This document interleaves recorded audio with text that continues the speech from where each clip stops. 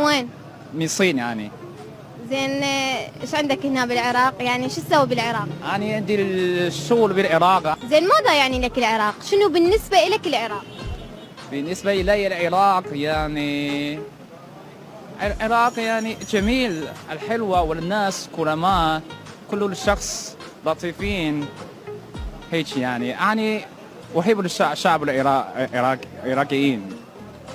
زين صار لك ايش قد بالعراق؟ تقريبا صار سنتين. زين شنو تشوف اجواء العراق حلوة؟ حلوة الحمد لله، كله تمام كله زين. زين تعرف معنى كلمة العراق؟ يعني اللهجة العراقية بعض، مو كلش زين بس أعرف بعض الكلمات اللهجة العراقية. زين عادي اسألك سؤال ما اعرف اذا راح تفهمني او لا. تمام عادي تفضلي.